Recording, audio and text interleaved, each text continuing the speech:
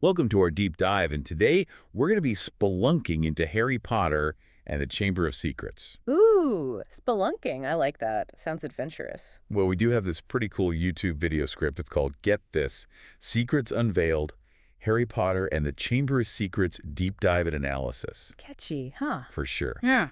And it's got all this behind-the-scenes stuff on both the book and the film, so Juicy. get ready for some surprises. Yeah. You might even learn a thing or two. I know I did. I'm all ears. Spill the secrets.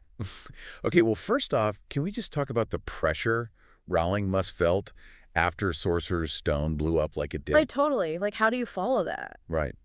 This script talks about how she even considered doing a prequel about Hagrid instead of jumping right into Chamber of Secrets. Wait, really? Hagrid? That's wild. Yeah, she was super interested in his backstory, especially the whole getting expelled from Hogwarts thing. Huh.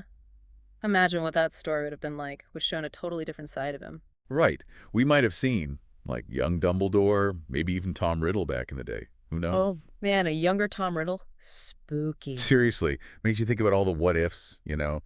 Each choice an author makes, it's like a butterfly effect. Totally. But, okay, enough about the road not taken. Let's get back to Chamber of Secrets. The script mentions some fun little tidbits. Oh, like what? Well, like how Rowling based the Weasleys' magical Ford Anglia on her own car. No way! That's awesome. I wonder why she chose that car specifically. Was there something special about it? Good question. Unfortunately, the script doesn't say. Bummer. But, get this, the howler Ron gets from his mum. That was a late addition to the story. Really, I always thought that was like classic Chamber of Secrets. Nope. Apparently, Rowling just really loved the idea of magical mail, you know? I can see that. And it does add a whole other layer of mom is watching, even in the wizarding world. Exactly. Sometimes the best parts of a story are the ones that weren't even planned. Speaking of memorable, we gotta talk themes, right? Chamber of Secrets goes deep on prejudice and identity. Oh, absolutely. It's baked right into the whole origin story of the chamber itself. Right. Salazar Slytherin built it because he hated Muggle-born students. It's like, whoa, dark much. And it's not just ancient history. That prejudice is still alive and well in the story. Just look at Draco Malfoy. Ugh, Malfoy. What a poster child for bigotry. Seriously. And then there's Hermione and that awful mudblood incident. Like, Right. that scene is just heartbreaking. It's brutal. Rowling doesn't sugarcoat how ugly prejudice can be, and for Hermione, who's all about smarts and inclusivity, to be targeted like that. It's a gut punch, for sure. And speaking of prejudice, we can't forget the house elves, especially Dobby and how the Malfoys treat him. Oh, yeah. That whole storyline definitely makes you think about power and, like, magical beings being treated as less than. It's messy, right? Yeah. On one hand, you have Dobby wanting freedom. On the other hand, you have wizards like Lucius who think house elves should just be slaves forever. It's a tough one. Makes you wonder what Rowling was trying to say about our own world, you know? Totally. Like she's holding up a mirror to all our biases and Mhm. assumptions. And it's not just about society.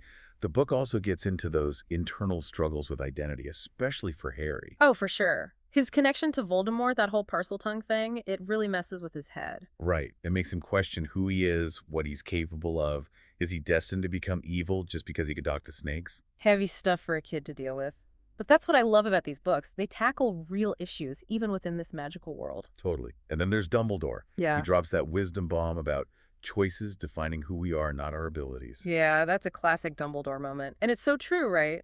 We're not defined by where we come from or what we can do, but by the choices we make. Ah, preach, Dumbledore. Yeah. And speaking of powerful, Ginny Weasley's story in this book is just intense. Oh my gosh, yes. That whole Tom Riddle diary thing is like masterclass in manipulation, right? Seriously. He preys on her insecurities, uses her to do his bidding. Yeah. It's creepy and kind of foreshadows the whole Horcrux situation later on. Oh yeah, totally forgot about that.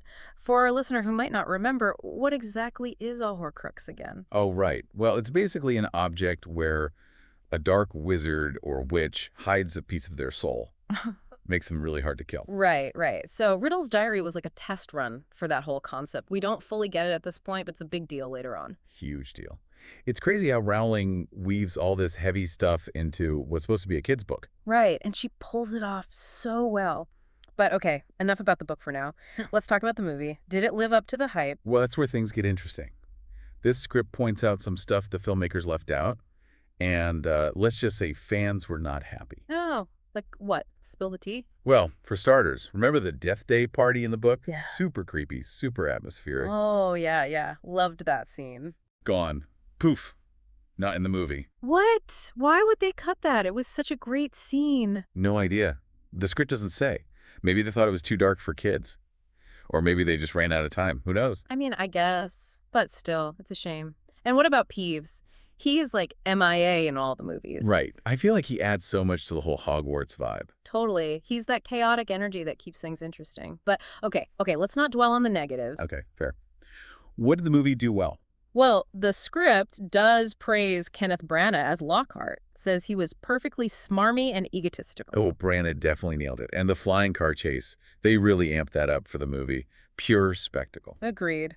That was a visual feast. Yeah. But then they cut nearly Headless Nick's backstory and that whole incident with Hermione turning into a cat because of the polyjuice potion. Ugh, the cat hair and the potion.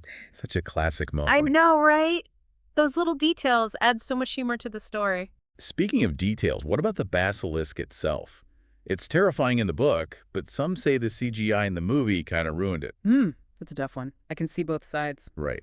I mean, the CGI was impressive, but sometimes leaving things to the imagination is scarier. True, true. Well, wow, we've covered a lot of ground just in this first part, haven't we? Rowling's process, prejudice, identity, book versus movie.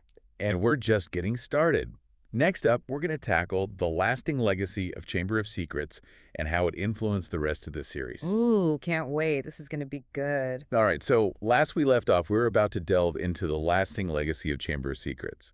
The script argues that it's not just a standalone story. It sets up so much of what happens later in the series. Oh, totally. It's like Rowling was planting little time bombs that explode in the later books. Yeah, exactly. Like, remember when Harry destroys Tom Riddle's diary? We know it's a big deal, but we don't fully understand why at that point. Right. It's our first intro to a Horcrux, but it's subtle. We don't grasp the whole soul-splitting thing yet. It's crazy how she does that. Just enough info to make you curious, but not enough to spoil the surprise later on. Total genius. And then there's Lucius Malfoy.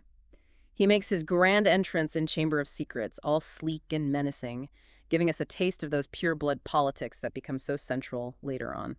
You mentioned Lucius being a poster child for bigotry, but how do his actions in Chamber of Secrets, foreshadow the bigger conflicts in the series? Well, we see him trying to discredit Dumbledore, right? Undermining his authority at Hogwarts. Yeah. He's clearly got his own agenda, and it's tied to Voldemort's return. And planting the diary on Ginny, that's some cold-hearted manipulation right there. Seriously. It shows how far he's willing to go to achieve his goals. He's not just some prejudiced jerk. He's a dangerous player in the wizarding world. And speaking of dangerous players, let's not forget Dobby. His whole storyline about being mistreated by the Malfoys, it kind of foreshadows the stuff with SPEW in Order of the Phoenix. Oh, totally. Hermione's passion for house elf rights might seem like a side thing in Chamber of Secrets, but it becomes a much bigger deal later on. It's like Rowling was weaving all these seemingly separate threads together, and we don't see the full tapestry until much later. It's brilliant, and it's not just the plot points that foreshadow the later books. Chamber of Secrets also marks a shift in tone for the series. Things get a lot darker, don't they? Oh yeah. The stakes get higher, the threats feel more real. It's like we're entering a whole new phase, both for Harry and for the readers. Right. The whole series takes on a more mature feel. Rowling isn't afraid to explore darker themes, to make us confront some uncomfortable truths about good and evil and, well, human nature in general. It's like she's guiding us along, slowly but surely, towards the epic battle that's brewing in the background. Speaking of brewing, remember that fan theory about the basilisk being a metaphor for puberty? Oh, yeah, I remember that one. It was kind of funny, but also kind of made sense, you know? The basilisk representing all the awkwardness and changes teenagers go through. It's a clever interpretation, but Rowling actually debunked it. Said the basilisk is just a straight-up monster, no hidden meaning. Huh? Well, there goes that theory. But it's still fun to see how fans connect with the story on such a deep level. And who can forget the memes? Heir of Slytherin is still a thing all these years later. Seriously, these characters and storylines have become part of our culture. Even people who've never read the books know what Heir of Slytherin means. It's pretty amazing how much impact this one book has had. And we can't talk about impact without mentioning the controversy around the House Elf subplot. Oh, yeah. That one's a bit thorny. Some people love how Rowling tackles themes of exploitation and inequality. Others think it's kind of problematic, maybe even reinforcing harmful stereotypes. It definitely sparks some debate, which I think is a good thing. Gets people thinking critically about these issues, even in a fictional context. Right. It's a reminder that even magical stories can reflect real-world problems and challenge us to confront our own beliefs. But hey, let's lighten things up for a sec. What about those deleted scenes from the movie? Oh yeah, you mentioned those earlier. What did we miss out on? Spill the beans. Well, apparently there's deleted footage of nearly headless Nick's death day party floating around in some international cuts of the film. Wait, seriously? They actually filmed it. Man, that would have been so cool to see. Right. All those ghostly guests, the creepy music, the morbid humor. They could have created such a unique atmosphere. I'm so bummed they cut it. It's one of those scenes that really sticks with you from the book. What about Hermione's cat transformation? Did they film that? Doesn't say. But the script does mention that they left out all the polyjuice potion side effects, like the cat hair incident. Oh, man. That's such a funny scene in the book. It's those little moments that make the characters feel so real and relatable. Agreed. It's a shame they couldn't find a way to work it in. But hey, it's not all about laughs. Cutting nearly headless Nick's backstory was a missed opportunity to explore some of the history and lore of the wizarding world. You're right. His story adds so much depth to Hogwarts. It reminds us that even ghosts have these rich histories that are connected to the magic of the place. Exactly. It's those layers that make the world feel so real and lived in.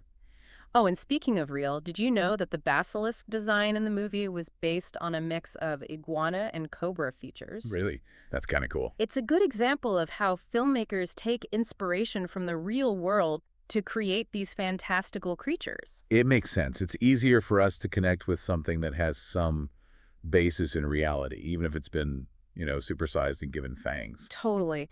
Those little touches of realism help ground the magic and make it feel more believable. This whole deep dive has really made me appreciate how much Chamber of Secrets connects with our own lives, even though it's set in this magical world. In what way? Well, those themes of prejudice, identity, the choices we make, they're all so relevant to what we experience every day, even if we're not fighting basilisks and whatnot. It's true. Those universal themes are what make the story resonate with so many people. It's not just about magic and adventure. It's about being human. Yep. Exactly. And that's why Chamber of Secrets remains such a powerful and enduring story. It speaks to something deep within us, even if we've never spoken parcel tongue or faced down a giant snake. It's a story that makes us think, makes us feel, and ultimately makes us want to be better versions of ourselves. Well said. I think that's the magic of great storytelling. We've uncovered so much already, but I feel like there's always more to discover with Chamber of Secrets. Yeah. Before we wrap things up, any final thoughts for our listeners? Something to really make them think. Ooh, I like that. Okay, so we've talked about all the actual monsters and challenges Harry faces, right? But what if we flip the script a little? What if the chamber itself represents something more? Internal. Internal. Okay, now you've got me intrigued. Explain. Okay, imagine the Chamber of Secrets not as a physical place, but as this, metaphor for the hidden parts of ourselves. Our fears, insecurities, the stuff we don't want to face. Whoa, okay, so instead of battling a basilisk, we're battling our own personal demons. Exactly. It's about confronting the monsters inside us.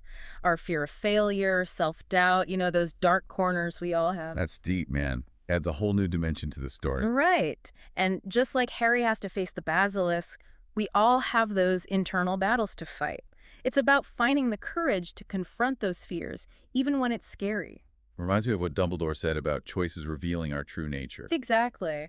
And think about the treasures Harry finds in the chamber. The sword of Gryffindor, for example. It's like, by facing our fears, we can also discover our own inner strength. Love that. It's about turning those challenges into opportunities for growth. This whole conversation has given me so much to think about. Me too. Chamber of Secrets is full of layers, isn't it? It really is. Well, on that note, I think it's time to wrap up our deep dive into Harry Potter and the Chamber of Secrets. Thanks for joining us, everyone. It's been a blast. We hope you enjoyed this magical journey and that you keep exploring the power of stories, both in the books you read and the stories you create in your own lives. Until next time.